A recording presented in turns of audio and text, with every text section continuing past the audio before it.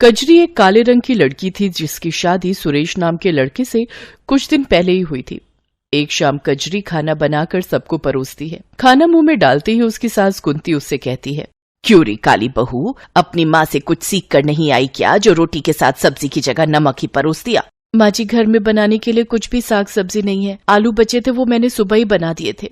कैसे करम फूटे हैं हमारे, जब से इस काली बैंगन ने हमारे घर पर कदम रखे हैं तब से बरकत ही नहीं हो रही इस घर में, और अब तो ऐसे दिन आ गए हैं कि नमक के साथ हमें रोटी खानी पड़ रही है।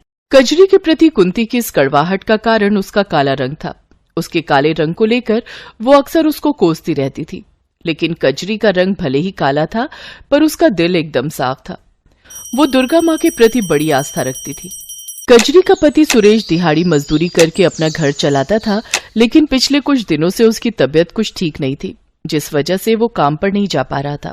डॉक्टर साहब, आखिर क्या हुआ है मेरे बेटे को? गर्मी में लू लगने के कारण इन्हें उल्टी, दस्त और बुखार आ गया है।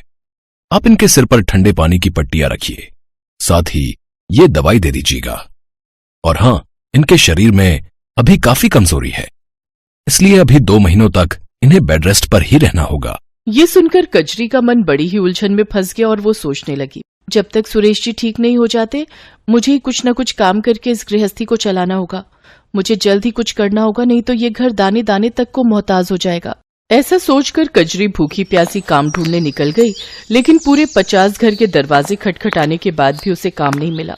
अब बस ये घर एक आखिरी उम्मीद है, ये सोचकर वो उस घर का दरवाजा भी खटखटाती है। कुछ देर बाद वहाँ से एक औरत निकल कर आती है। मालकिन, मैं गरीब सुबह से काम की तलाश में निकली हूँ, लेकिन कोई भी काम देने को तैयार नहीं है। मुझे काम की बहुत जरूरत है, प्लीज मुझे काम दे दीजिए। देखो, मेरे घर पर काम वाली बाई लगी हुई है, लेकिन हाँ, अगर तुम बाजार से जाकर मेरे लिए कुछ सामान ले आओ तो उसके बदले मैं तुम्हें 100 रुपए दे दूंगी। वो क्या है ना, धूप की वजह से मुझसे तो बाहर निकला ही नहीं जा रहा। हाँ मालकिन, आप बता दीजिए, मैं सामान ले आऊंगी। कजरी बाजार से सामान लाकर उस औरत को दे देती है। साथ ही वो औरत उसे 100 रुपए दे देती है, जिनसे कजरी घर के लिए आटा चावल लेती है, लेकिन सब्जियों के दाम सुनकर वो चौंक जाती है। हे राम, सब्जियां तो कितनी महंगी हैं और मेरे पास तो ये थोड़े से पैसे ही बचे हैं। ऐसा करती हूँ, आलू ही ले लेती हूँ, सस्ते हैं तो ज्यादा भी आ जाएंगे। वो उन थोड़े से बचे हुए पैसों से आलू खरीद लेती है। तभी वो देखती है कि एक बूढ़ी औरत 20 रुपए में 1 पाव अचार दे रही है। उसके पास काफी भीड़ लगी हुई है। कजरी झट से उसके पास जाती है। अम्मा, 1 पाव अचार दे दीजिए।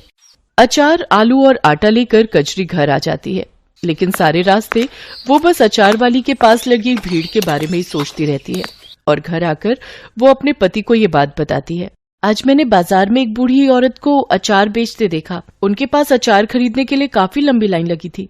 मैं सोच रही हूँ क्यों ना मैं भी अचार बनाकर बाजार में बेचूं।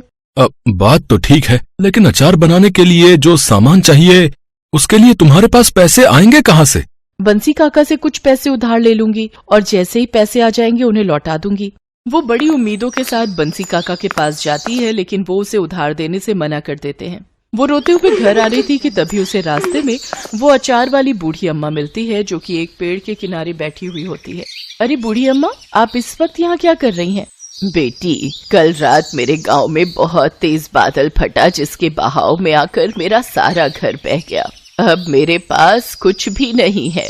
अम्मा, लेकिन आज भी मौसम खराब है, बारिश आने वाली है, आप ऐसे में कहाँ जाएंगी? एक काम करिए, आप मेरे साथ मेरे घर चलिए। उस रात वो बूढ़ी अम्मा कजरी के घर ही रुकती है। फिर अगले दिन सुबह वो बूढ़ी अम्मा वहाँ से जाने लगती है तो कजरी उससे बोलती है, अम्मा, आप इस उम्र में कहाँ जाएंगी? जब तक आपके रहने का कोई ठिकाना नहीं हो जाता आप यहीं हमारे साथ ही रहिए। वो बूढ़ी अम्मा मान जाती हैं। फिर कजरी ने उनके सामने अचार बनाने की बात बताई। तो बेटा, तूने मुझे पहले क्यों नहीं बताया? ये ले, मेरे पास कुछ पैसे हैं, तू इनसे अचार बनाने का सामान ले आ। कजरी उन पैसों से सामान लेकर घर आती है। दोनों मिलकर बड़ा ही स्वादिष्ट अचार बनाती हैं। अम्मा, वैसे आपने मुझे अपना नाम नहीं बताया। वैसे तो बेटी मेरा नाम भवानी है, लेकिन लोग मुझे कई नामों से बुलाते हैं, कुछ तो मुझे दुर्गा भी कहते हैं। ये सुनकर कजरी सोच में पड़ जाती है।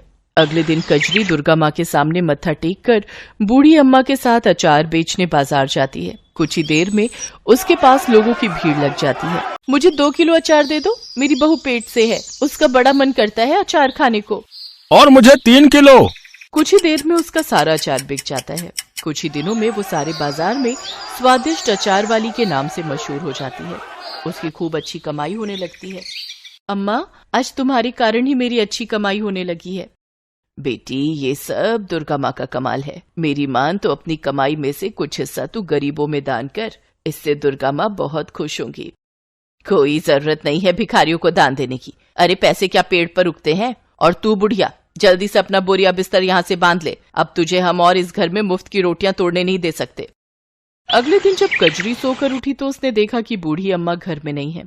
अम्मा, अम्मा, कहाँ चली गई आप? लगता है माँ जी की बातों ने उन्हें यहाँ से जाने पर मजबूर कर दिया। पीछे कुछ दिनों में कजरी का उस बूढ़ी अम्मा से खूब लगाव हो गया था। उनके जाने के गम में वो काफी दुखी थी। फिर वो अपनी सास के खिलाफ जाकर मंदिर पहुंचकर जरूरतमंदों को दान देती है। ये देखकर उसकी सास डंडा लेकर दुर्गा माँ के मंदिर में ही उसकी पिटाई करनी शुरू कर देती है। 4 पैसे क्या कमाने लग गई? तेरा तो दिमाग ही चढ़ गया है। अपनी सास की बातों को अनसुना करेगी? तेरी इतनी हिम्मत? हे माँ दुर्गा, मुझे बचा लो। तभी दुर्गा माँ की मूर्ति से वो बूढ़ी अम्मा बाहर निकलती है और दुर्गा माँ का रूप धारण करके कुंती से कहती हैं, कुंती देवी, तुमने मेरी भक्त पर जुल्म किए हैं। तुम्हारे पापों का घड़ा भर चुका है। अब तुम्हारा अंत तय है। माँ, मुझे माफ कर दो। मैं नहीं जानती थी वो बूढ़ी अम्मा आप ही हैं। अब से मैं कजरी को कभी नहीं सताऊंगी। हाँ माँ, इन्हें क्षमा कर दीजिए। कजरी, सिर्फ तुम्हारे कहने पर मैं इसे माफ कर रही हूँ। कजरी, तुम्हारी भक्ति से मैं बहुत प्रसन्न हूँ। अब तुम अपने इस अचार के व्यापार को मेरे नाम से चलाओ। देखना, तुम्हारा ये कारोबार खूब फलेगा। तुम खूब तरक्की करोगी, ये मेरा आशीर्वाद है। इतना कहकर दुर्गा माँ अंतर ध्यान हो जाती हैं। कजरी दुर्गा माँ के नाम से अचार बेचने लगती है। कुछ ही महीनों में उसकी खूब कमाई होने लगती है और वो खुद की एक बड़ी सी दुकान खोल लेती है, जिससे उसे खूब कमाई होती है। साथ ही अब सुरेश भी पूरी तरह ठीक हो चुका था। अब वो भी कजरी के साथ मिलकर दुकान चलाने लगा। तो वहीं कुंती भी अब कजरी के साथ अच्छे से पेश आती है।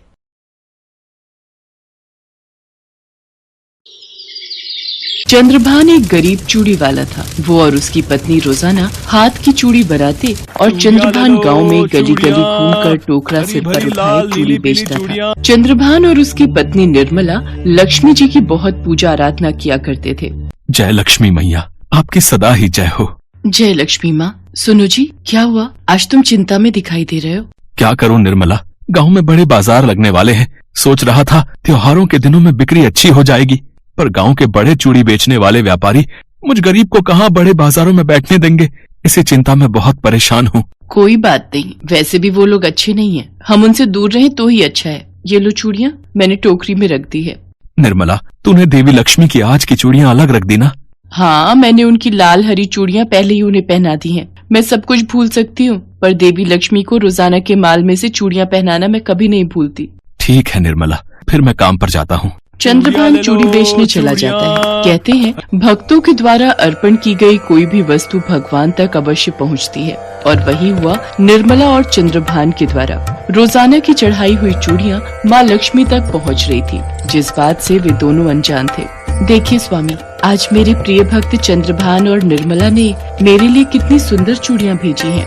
हाँ, ये तो बहुत ही अद्भुत सुंदर चूड़ियाँ हैं। बहुत मेहनत से वो इन चूड़ियों को तैयार करते हैं और रोजाना ही सबसे पहले वो चूड़ी तुम्हारे लिए ही निकालते हैं।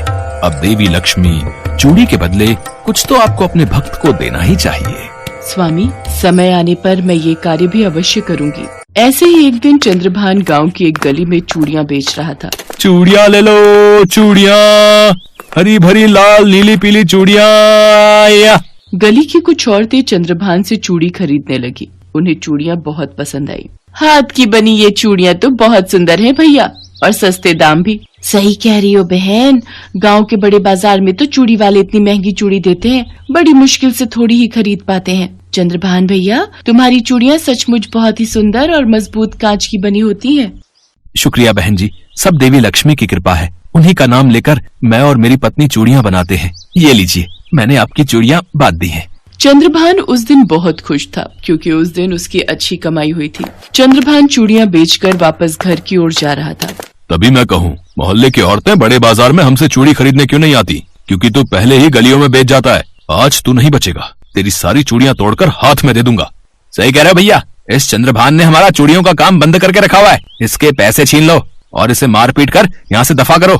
उन चूड़ियों के व्यापारियों ने चंद्रभान को बुरी तरह से पीटा और उसकी सारी चूड़ियां भी तोड़कर कमाए हुए पैसे भी छीन लिए। चंद्रभान रोते रोते बेहोश हो गया।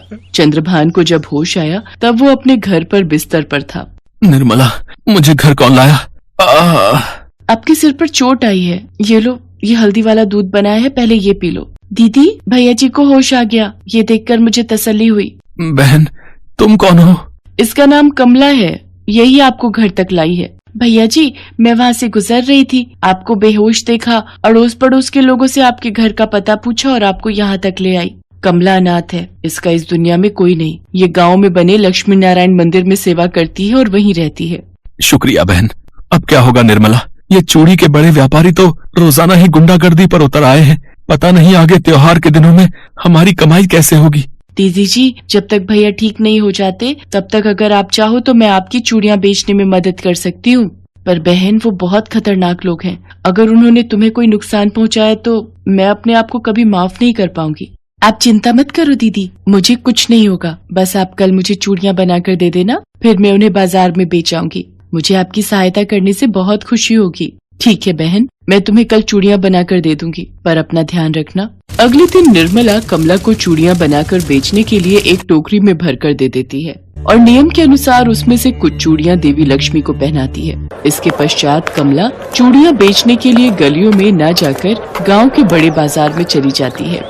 चूड़ी ले लो चूड़ी, सुंदर सुंदर लाल लाल नीली पीली हरी गुलाबी कांच की चूड़ी ले लो, ले लो। अरे ये कौन है नई लड़की, चूड़ियां बेचने आई है? क्या इसे पता नहीं ये बाजार हम जैसे चूड़ी व्यापारियों के लिए है? लगता तो ऐसा ही है, और ग्राहक तो इसकी चूड़ियां खरीदते ही जा रहे हैं। आखिर इसके आसपास इतनी भीड़ कैसे है भाई? हैं? चलो भैया, इसे यहाँ से हटाते हैं। अरे हटो हटो, जाओ यहाँ से, कोई इससे चूड़ी नहीं खरीदेगा। जो भी चूड़ी खरीदनी है हमारी दुकान पर आओ। ओ लड़की, चल उठ, अपना टोकरा उठा और चल भाग यहाँ से, वरना तेरी सारी चूड़ियां तोड़ देंगे। अच्छा तो ठीक है, मेरा टोकरा उठा कर दिखाओ। लगता है तुम मानेगी नहीं, अब तेरी चूड़ियां तोड़नी ही पड़ेंगी। अरे ये टोकरा उठ क्यों नहीं रहा है? अरे भैया जरा मदद करो, ये तो जमीन से चिपक गया भाई। भाई ये हमसे नहीं हो पाएगा, ये टोकरा तो हम जमीन से उठा ही नहीं पा रहे हैं। तुझे तो हम छोड़ेंगे नहीं, तुझे अभी बताते हैं।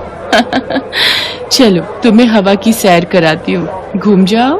अरे कोई बचाओ, ये धरती घूम रही है या हम घूम रहे हैं? हमें माफ कर दो बहन, हमें माफ कर दो।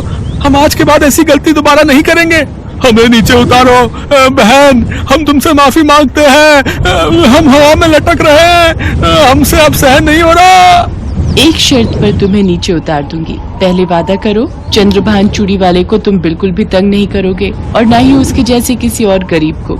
नहीं तो तुम्हारा फिर से ये हाल करने मैं जरूर आऊंगी। मेरी तुम पर नजर रहेगी। हम वादा करते हैं बहन, हम वादा करते हैं। हम आज के बाद चंद्रभान तो क्या, किसी भी गरीब मजदूर को बिल्कुल भी तंग नहीं करेंगे।